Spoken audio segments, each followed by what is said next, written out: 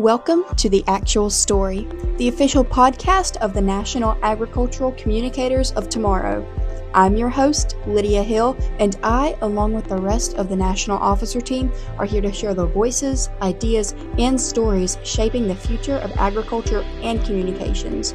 Whether you're a student, professional, or simply passionate about the industry, this is your place to connect, learn, and be inspired. So without further ado, let's dive into today's actual story.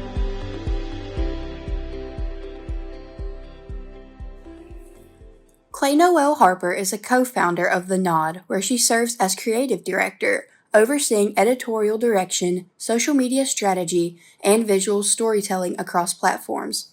Her career in the Western sports industry has allowed her to experience the sport through both metaphorical and physical lenses, from behind the scenes to in front of the camera. She has worked as a television producer for the Cowboy channel, editor-in-chief of Rodeo Life magazine, and a social media correspondent for Wrangler Network, now Wrangler Western. When she isn't behind a computer screen, Clay can be found conducting sideline interviews at rodeos across the country, or sorting cows with her husband, professional saddle bronc rider Joe Harper, at their family ranch in Paradise Valley, Nevada, her hobbit hole. Raised with a deep respect for the Western way of life, Clay has dedicated her career to telling stories that reflect the heart of the rodeo world. All right, so welcome, Clay. I guess go ahead and give us a background of what your role is and how you grew up and things like that. Hi, yeah. So my name is Clay Noel Harper. I grew up, I would say I'm probably, depending on which side of my family you ask me about, I'm third and fourth generation cowboy between my maternal and paternal sides of my family.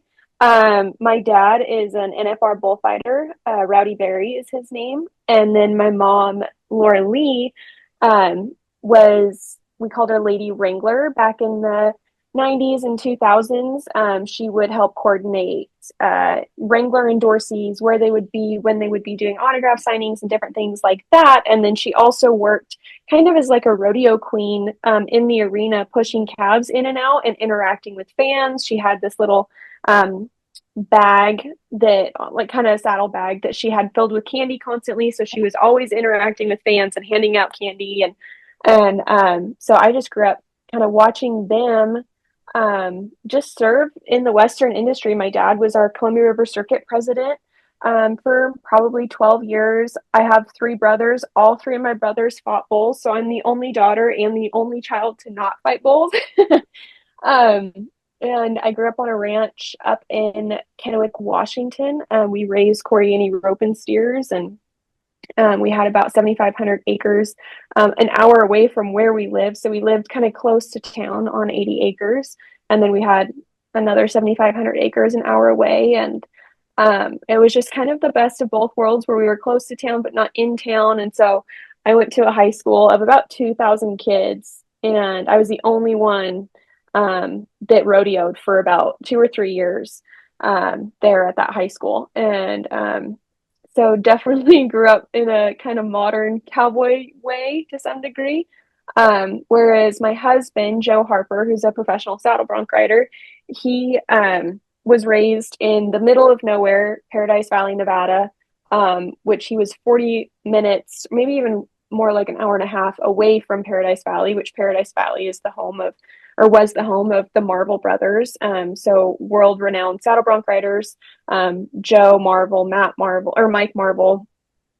Pete is actually our closest neighbor now, where we're at in Paradise Valley. And he's one of the only Marvel siblings to not go to the NFR in the saddle bronc riding. He was more loved ranching loved ranching, liked rodeoing, loved ranching. So, and yeah, my husband was just basically raised middle of nowhere. I mean, he was homeschooled. They, I think the only time they really had power for the first 10 or 15 years of his life at their ranch, they had to run a generator to have electricity in their house. Wow. So he's definitely the old school style cowboy. He was a second generation rancher and then a first generation rodeo cowboy too. So yeah, that's a little bit. I ran ran barrels and stuff, got my degree in journalism from New Mexico State University, and college rodeo down there for Logan Corbett the last 3 years that he was there. And yeah, I've just basically dedicated my life to telling the story of rodeo. I used to say, however it needs to be told. And at one point in my life, I felt like that wasn't true. I had figured out the way I want to tell it. And then, you know, what they say about when you make plans, God laughs. So I've definitely found myself telling it in various ways throughout my lifetime. Yes. And honestly, you're like the perfect match for doing rodeo media, especially with, you being raised in it and then again married into it. Did you have like a specific instance or moment in your life when like you were like, yes, like I want to pursue communications like specifically for rodeo, or did you just kind of like find yourself in this career path? Yeah, that's a great question. So my parents always kind of raised me with the belief of giving back to the industry that's given so much to you. And when I was in college, I used to drive all of my professors nuts because I was kind of the only one. There was maybe actually one or two of us other kids from the rodeo team in the journalism department, but they were more so journalism minors, and that was my major. And so I used to drive my professors nuts because all I wanted to report on was rodeo. um, and I think it just all fell back to that belief of like, for me, the best way of giving back to the rodeo industry was to continue to tell its story and get other people to fall in love with it.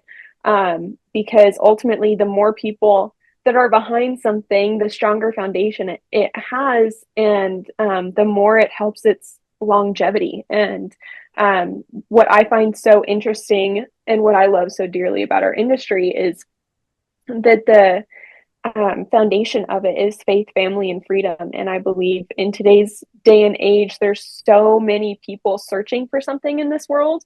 And I think a lot of what they're looking for falls back to what the foundation of the Western industry is, which at the core of the family and freedom part is faith. Um, and, we're not an industry where we're ever going to kneel for the anthem or do anything like that. The only time we kneel in this industry is either for a fallen rodeo athlete, one of our colleagues, or when we kneel before the good Lord. So to answer, that's a long way of answering your question, but I think it was just always something I believed in. I don't think I ever really had this epiphany moment of, what am I going to do with my life? I think, exactly how I was going to execute that plan has changed a lot, but Mhm. the plan was to always find a way to promote the industry. Yes, and you kind of already answered the next question I was going to ask you, but you might like have some deeper insight into this. But I was going to ask, because rodeo has such like a rich culture and like it's very traditional values and stuff. How do you approach telling those stories authentically in like modern day social media? Yeah, that's a great question. So, you know, I used to work for the Cowboy channel as a TV producer, and when my time there had come to an end, I was had the opportunity to work for the college national finals rodeo as their opening ceremonies producer, and that is televised by ESPN. And there was kind of the purist in me that was like, this is weird. It should be Cowboy Channel, airing the college national finals rodeo. But just within my first year there, it really opened my eyes to, oh no, ESPN is getting new eyes on the rodeo industry. When CBS Sports has covered the NFR, that has been new eyes, and not just the people that, yes, we need the people that love the industry, but we also need to find a way to get it out there to people. And so, in the last, I mean, I know Yellowstone has been out probably 10 years, but it really seems like the last 5 years, we've really seen that Yellowstone effect. And as someone that has deep roots in this industry, I kind of was a snob a bit. I'll own up to it. I was a snob that was like, oh my gosh, I can't believe, this is how we're being portrayed. This is so dumb. This is not the people that we want in our industry. But in reality, Yellowstone made people fall in love with the Western industry. And I think now it is our job as people that love this industry and were raised in this industry to welcome those newcomers with open arms and an open mind and an open heart and be like, okay, we're so immensely thankful to have you here and immensely grateful that like you love this industry, but maybe gently we can educate them. Okay, here's how you've been miseducated. Here's what it actually looks like and what it actually means. And yes, I do think Taylor Sheridan did some things right with Yellowstone and even his newest series, Landman, in capturing certain aspects of the industry that not everyone has been able to capture correctly. But I do think that there's a little bit of re-education that needs to go on. And I think we, as an industry, have very much been like, oh, this is the way things are done. This is the way things have always been done. Things can't change.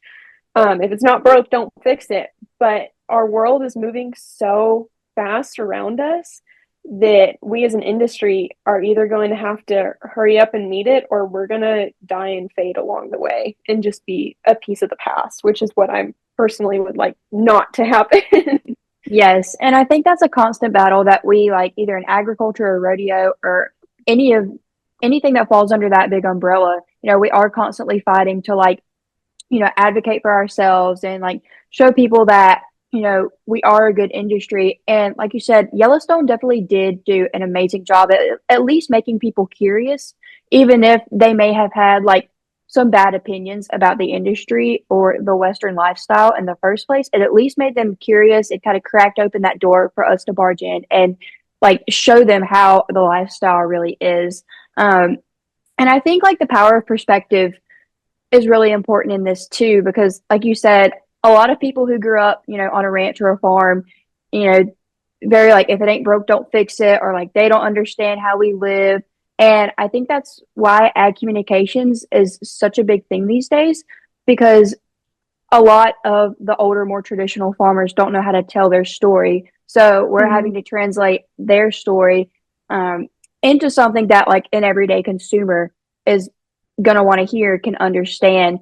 And I think like I've been in classes and there's a few girls that I'm in classes with now, like they don't come from an ag background, but they often provide like really good insight into like, I didn't come from a farm. Here's how I would want to hear, you know, ethical treatment of cattle. Here's why and how I would rather you tell me that story rather than me when I grew up in that background. It's kind of just cut and dry. So I think like us staying open minded to those people who may not have come from the same background as us is very, very important.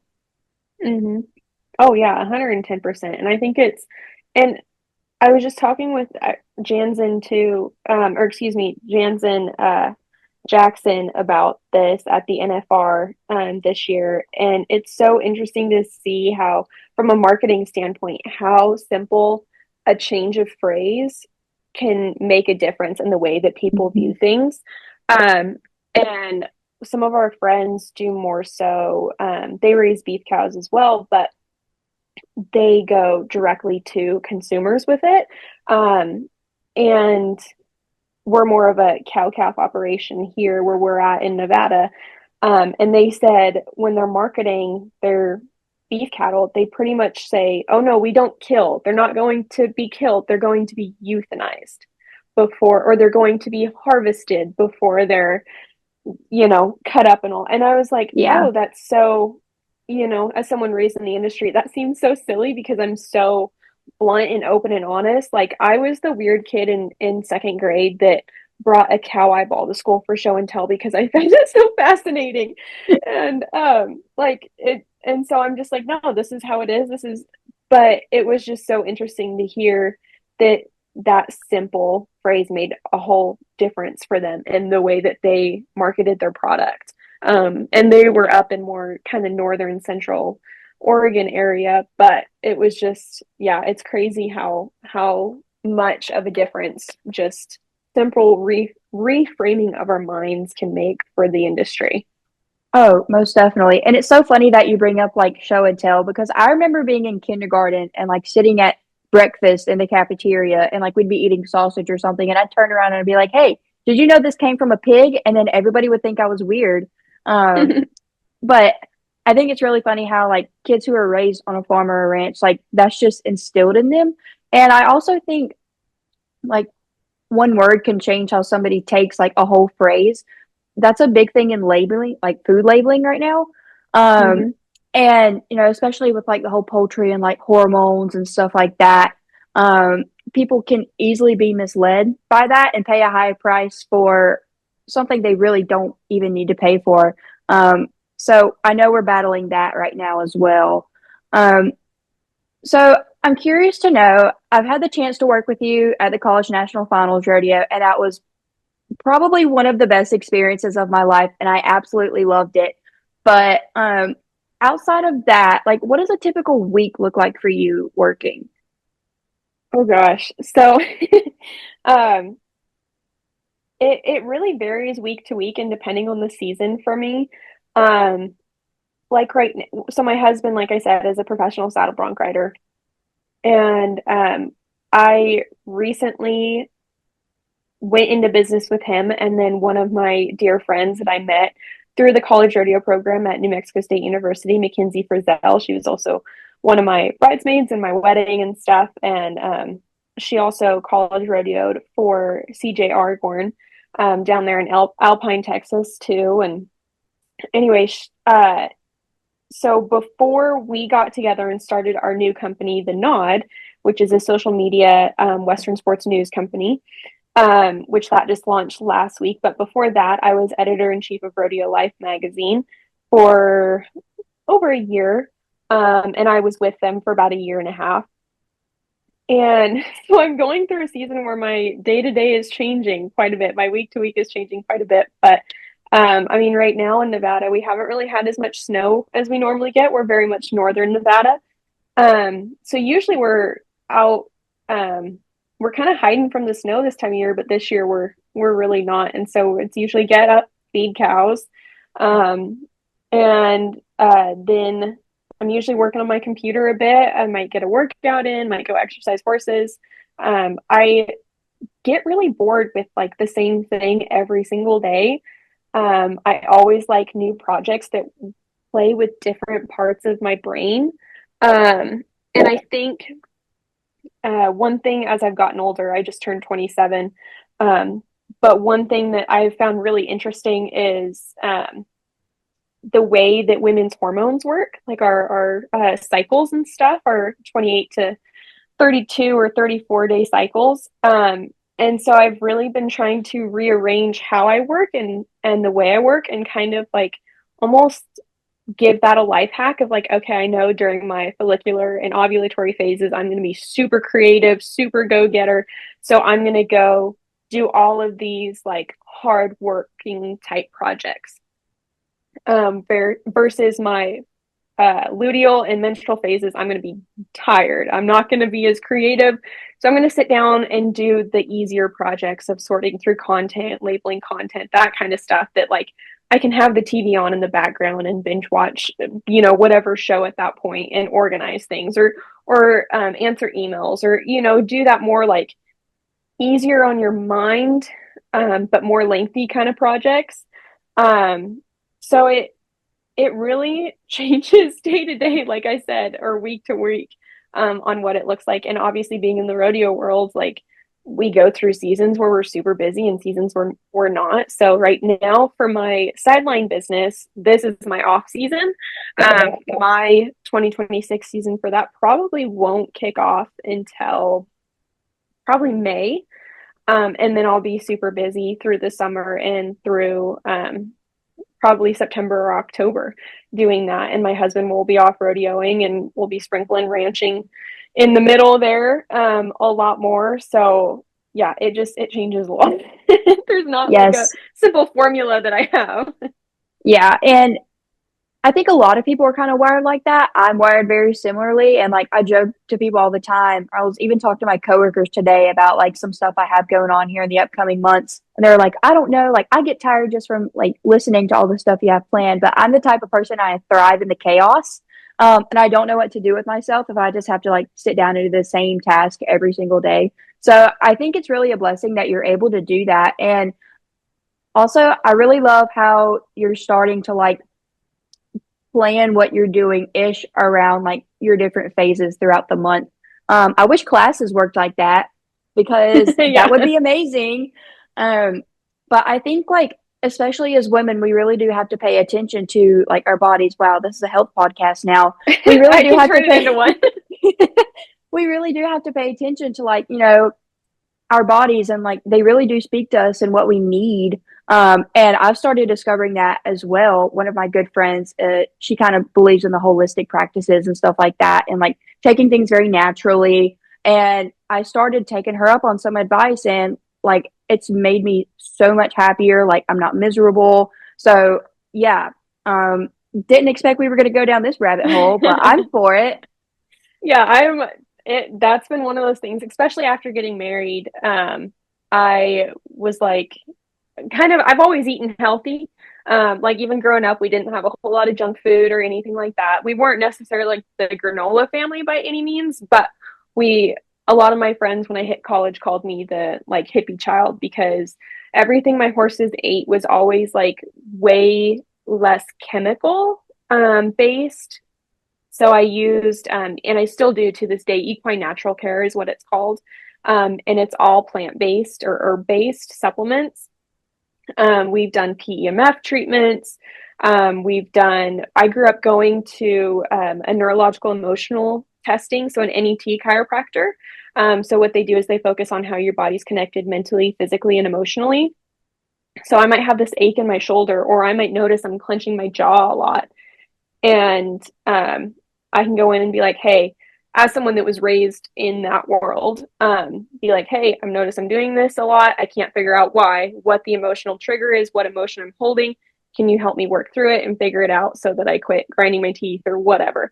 And we used it as our family, as like family psychology, in the sense that like we all have stuff that happens to us that we need to deal with. Um, and my dad used it as sports psychology. So he, as a bullfighter, like your job is to take a hit and take a hook in when you need to. And sometimes, you know, you might get in a really bad wreck and break a leg and then come back from that injury. And you might notice, oh, I'm not really shooting the gap, or I'm not really stepping in there the way that I should be. Like, even though my mind's right, your subconscious works as basically a child version of your conscious brain. So it doesn't necessarily compute things in the logical way that your conscious brain does. And so he would go in and get worked on and be like, oh, yeah, you're still holding stress or emotion or whatever, fear that like this is going to happen again that's causing you to not perform at your best. And so we use that as sports psychologists, as a sports psychology for us. I ran barrels. Like I said, all three of my brothers fought bulls. My youngest brother, Miles, he was a heck of a team roper, breakaway roper in junior high, all the things, steer bronc rider. So we were constantly in there getting worked on. And so we very much, I grew up believing like it's all those little things that you do that make a big difference in the way that you perform, the way you live your life, all that stuff. And I really kept that as an adult. And to the point where I even looked for a partner that was willing to work on things as they popped up, which is why my husband and I got married, because he was very much like, yeah, we got a problem, we're going to deal with it, kind of a deal.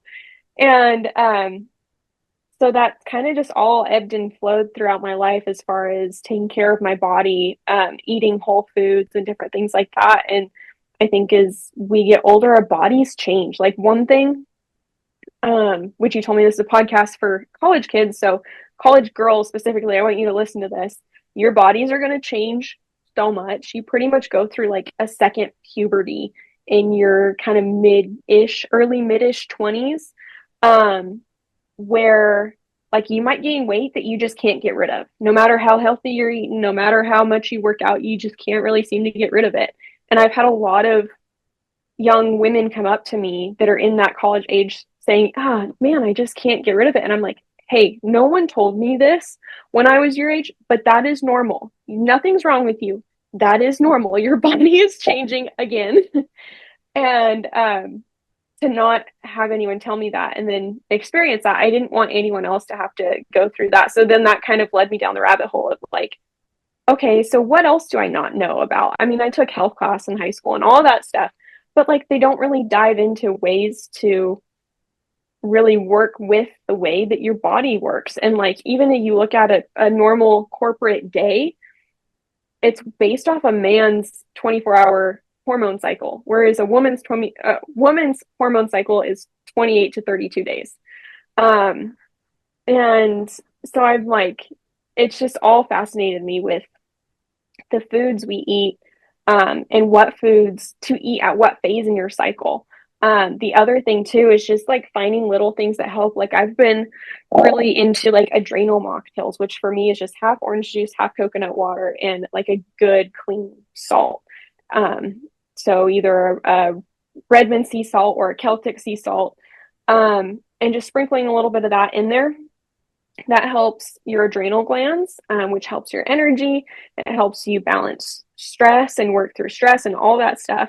But sometimes going down the rodeo road, it's hard to get or bring with you orange juice and coconut water and a clean salt. So my mom actually got me hooked on the instant hydration little packets.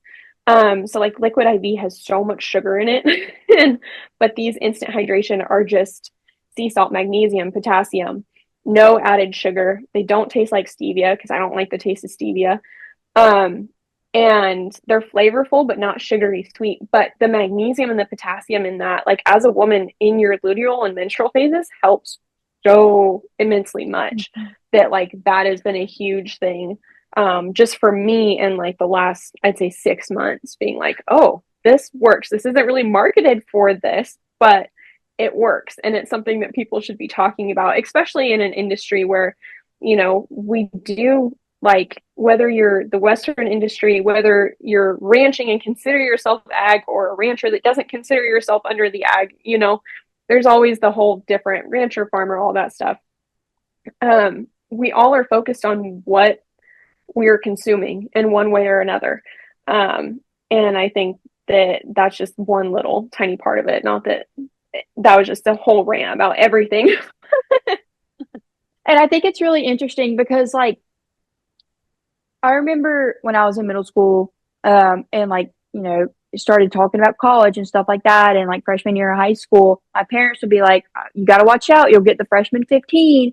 And I kind of thought they were just like jabbing at like all the girls they went to college with, and like they all just happened to gain weight. But I've noticed, like, since I've got here, my body has changed a lot. I was actually on the phone with my friend a few nights ago, like picking out outfits for a conference I'm going to, and they heard my pants rip, and I was like, oh my gosh. And I'd had them like taken up. I'd taken them and had them tailored because the waist was too big. And now I'm like, whoa, what's happening? Like, I didn't notice any change in my body. So that humbled me really quick. But thank you for, I guess, affirming me that it's not just a me problem. It happens to all of us our age. Yes, it really does happen to all of us. And it took me literally going to a doctor and being like, what is wrong with me? My weight has been the same for the last 10 years. And she was like, no, this is normal. And then like I said, I started diving down the rabbit hole of how women's bodies function and all that stuff. And I was talking to my mom about it one day, and she just turned 62. She goes, I don't even know what the 4 phases are of your cycle. I mean, she's postmenopausal, but I was just like, she goes, we just weren't taught this. And I was like, that's so sad. Like, to know that this isn't something that is, I mean, obviously we're living in a day and age where things are getting more normalized. But like I said, the Western industry can move a lot slower in some things. But then also it can be way more progressive. I mean, my husband is he didn't know all of it, but I think being a ranch kid, he's like, oh, he's calling right now. Being a ranch kid, he was like, no, part of this is normal. I just don't know all of the little nuances and stuff.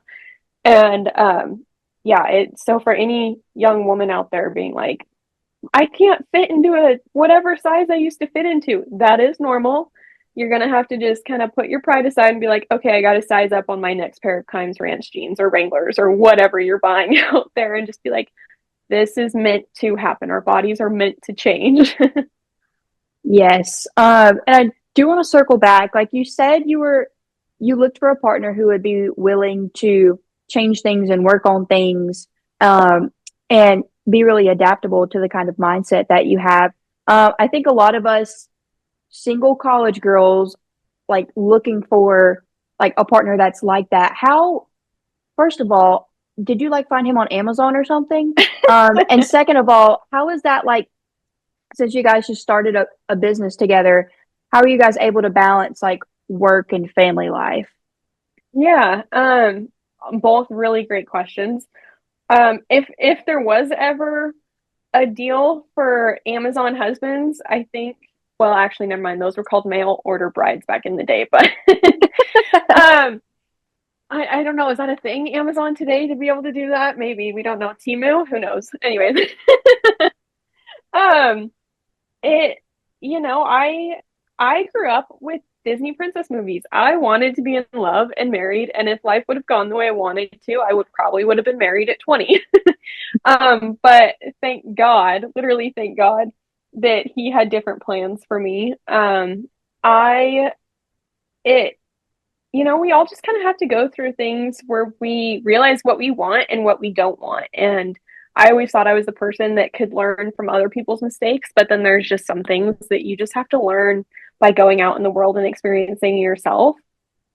Um, it really was like a whole God moment. And I guess that's the biggest thing, and it sounds like such a cliche, is just don't have, what don't have like, okay, I'm looking for my husband, I'm looking for my husband, I'm looking for my husband, be the main thing that you're focusing on your day to day, but have it be something that's important enough that you're still praying for your partner every day. And the biggest, like, if I could narrow it down to one sentence, I read this book a long time ago that was a Christian relationship kind of dating book. And it said, become the person that the person you're looking for is looking for. Which, trying to break that down scrambles my brain. I understand it enough to have Yeah. lived it out, but trying to break that down, that one kind of scrambles my brain a bit. And so I started kind of being like, okay, well, what kind of person do I want in a partner? What are the qualities that I want? What are the qualities that I don't want? And then what kind of person is that guy looking for? And I'm not saying like change everything about yourself, but especially if it's going to be a negative deal, um, but look for the ways that you can improve yourself, and then don't have it be like, oh, I'm doing this only for my future husband, or have it be something like, okay, Lord, like this is the qualities that I think my future husband is looking for. Are you giving me a yes or a no on this? Does this agree with what your word says and who you're telling me I should be, and all of that? Okay, yes. Okay, yep, I'm going to pursue this. Okay, no, maybe we'll pivot and find something else. Um, and I think that's the biggest thing is just obviously bringing the Lord into it, but not having it be your main goal in life, or your main priority. Because once you are married, like your life is forever changed. I grew up in a household where my dad had been married and divorced long before I was ever married, or long before I was ever born. And then he met my mom and got married, and they had me, and my little brother as well. And so I grew up in a household where divorce was not an option. They always said, like, if we have a problem, we're working on it. We're going to our therapist and we're working on things. And because we agreed to, like, we're together till we're in the grave kind of a thing. And so I made sure that the partner I was looking for had that same quality too, or that same belief. Of when things get rough, like, we're gonna work on it. I think just looking for a partner who's focused on the same goals that you're focused on, and is willing to work on things with you because life happens. Lord knows life happens. um, I mean, within the first 6 months of my husband and I getting married, I think we went through more life happening than most people go through in the first 3 years of them being married. We lost his best friend, Trenton Montero, in a bareback riding accident. And we lost my grandfather. We moved across the country because I had lost my job. And I mean, just all of these things just within the first 6 months. And um, it really, we allowed it to, instead of separate us in our devastation and our grief, we allowed it to bring us closer together and find new ways that we can serve each other within our marriage, um, and find new expanses of what grace looks like on a day-to-day basis, for us and in the long term too. So I think that would just be one of the, really important things is finding someone that you're willing to go through the hard times with, because they will come no matter what. That's just part of life. Yeah. This is a agriculture podcast, a health podcast, a counseling podcast. Wow, Yeah. we're really branching out in this episode. Yeah. I have many different hats apparently. So, I guess I'm going to ask you these last two questions, and you can kind of like give me a big fat jumbled answer. First one is, how has like the changing and like the development of social media here in the last 10-ish years changed the way rodeo was covered? And then the other one is, how important are relationships or like networking in the rodeo industry? Yeah, so I'm actually going to start with your latter question. I was raised with my mom always saying, like, you never know who's watching you. You might just be walking down the airport and have the grumpiest look on your face and the most sour expression, and the person that you're going to be interviewing with for your dream job next week might just see you. Like, you really never know who you're running into, where you're going to run into them. And you also never know, too, if there's a little boy or a little girl that wants to be you someday that's watching you and they see, the way that you just give them so much of your time when they ask for it and really make them feel um, encompassed and loved and desired. And because it's not what's going on, it's how you leave people feeling. That's a huge part of kind of networking and relationships and all that. Um, because I think at the end of the day, that's what networking is. I feel like networking is just a fancy way of saying the relationships that you build and that you cultivate with people. And not in the sense of like, well, what can you do for me? But in the sense of like, how can we help each other do life better, and make life easier for each other? So that would be my biggest thing when it comes to networking. Now, social media. I, at 27 years old, have seen the kind of hype of MySpace. I was never allowed to have MySpace at that point. Um, I came on the social media scene when Facebook was getting started. I was probably 9 or 10 years old. I was definitely below the age that Facebook allowed you to have a Facebook. And to the point where now I'm locked into the year I said I was born. And so I'd hide it on Facebook. So people, because it would say I was born in like 1963 or 66 when my dad was born or something. When in reality, I was definitely born in 1998. And, but it won't let me change it. And then I've seen the creation of Facebook. We've gone through Musically and TikTok and all Substack, and all of these different platforms have popped up. And for the Western industry specifically, I think we kind of turned up our noses at it for a while. But now you're seeing such cool new things come from it. I mean, Lainey Brentano is doing great things with it for the St. Paul Rodeo, which she's another one that you should talk to. She is also just an agricultural queen out of St. Paul. She's awesome and great ag advocate. And then you're seeing Wyatt Wentz too, with all of his videography, which he's just, I mean, just a great family, but also a great guy too, and has such a great eye for it.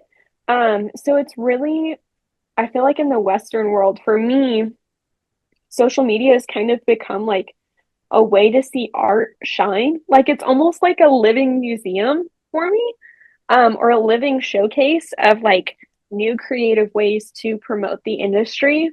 And it's so inspiring for me. I think there's so many different things that young men and women can do with it. I started out my sideline is where my heart is at. And I started out my career with my college rodeo coach being like, "Hey, yeah, we need more coverage on social media." I said, "Okay, I'm really interested in doing sideline interviews. Are you okay with me starting this on our social media pages?" He said, "Yeah." And so back in fall of 2018, I did my first interviews, and it just kind of has grown from there, to working for, like I said, Wrangler Network, Cowboy Channel, Columbia River Circuit, Pendleton Roundup, just so many great, the Breakaway that Ben Londo puts on. There's just been so many great companies, rodeos and committees and brands that have been like, "Hey, we need this. This is something new," that have approached me wanting coverage, and that has kind of snowballed into on-camera stuff. And now I can, I went from barely knowing how to do an interview, thinking that you can ask the same question to every person, to figuring out how to edit my own interviews, to on Premiere Rush or Premiere Pro.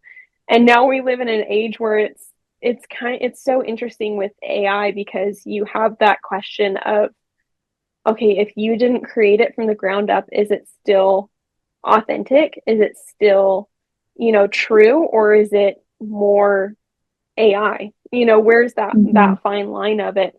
Because we've got different programs that'll, I mean, I've seen a couple companies in the last couple weeks that have been like, "No, we want AI to write articles and create photos for us on the Western industry." And I was like, whoa, is that, again, that gears you back to that question of, okay, what is intellectually authentic for our industry? And is it you writing the article and then having AI just check it for grammar? Is it you plugging in the information to AI and then AI writing it for you, and you may be putting your own spin on it afterwards? And so just, I know you asked about social media, but just the evolution of technology in general, is, I think you can really jump on it and use it to your advantage in whatever you're wanting to promote. If it's agriculture, farming, ranching, animal welfare, rodeo, reining, cutting, whatever it is, I think there's ways to definitely hop on it. But at the end of the day, there's this verse. I worked for this company for a while, and I couldn't understand why all of the really not nice people were being promoted. Why all of the quote unquote mean girls were at the top of it.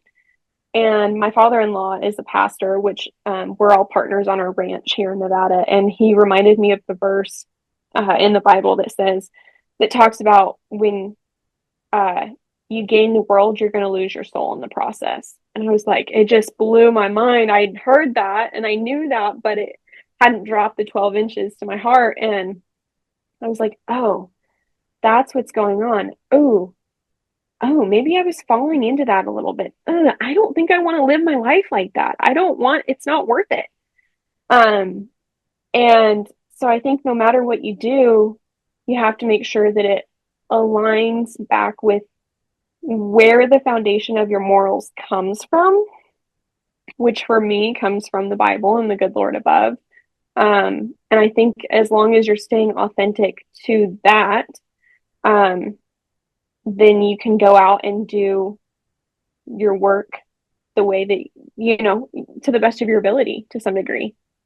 But hopefully that answered your question. Yes. I love how, like, when you ask a question, honestly, this has got to be like a skill you've developed over time, because right now I struggle with like answering interview questions and then like putting a spin on it. But you do so well at like, answering the question, but then also like starting in another conversation. So if we had time, we could take a deep dive into AI, but we don't have time for that. And that's a very long-winded discussion. But I think that's a really good note to end this on. Thank you for joining us today, Clay. It was great to chat with you again. And I'll be sure to put your contact info in the bio of this episode. So if people have questions or, I don't know, want to know more about their women's cycle, I guess they can just hit you up. Yeah, apparently that's what I'm going to be known as. Yeah, no, thank you so much for having me, Lydia. Just watching you be an intern for Susan Canode at the college finals, which I did back in 2019. And Susan's been someone that I consider a friend and mentor, and even knew my dad at the height of his bullfighting career. It's always been a huge blessing to see all of the wonderful young women and even some young men that she has brought into those intern positions, and then just watch and see where your guys' careers go and stuff. It's always it's always just a fun blessing to see where you guys go in life. And yeah, if anyone has any questions, feel free to message me on anything, be that work experience or ways to, I love teaching people how to do interviews, be that for social media or on camera, because I've had some great friends and mentors throughout my career, many of which are still thriving on the Cowboy channel or other platforms today. And I've had a lot of different roles in this industry. And so I always love teaching people I'm not a gatekeeper. So I love teaching people how to propel their careers and level up on their own and do different things like that. So yeah, feel free to reach out to me, whoever's listening. And yeah, just thank you so much for having me, Miss Lydia. It's been a huge blessing and a nice little shine on my day today. Yes. Well, thank you so much, Clay. It was great to chat with you. Yeah, you too. Thanks for tuning in to The Actual Story. Be sure to subscribe and share so you never miss an episode. Until next time, keep telling agriculture's actual story.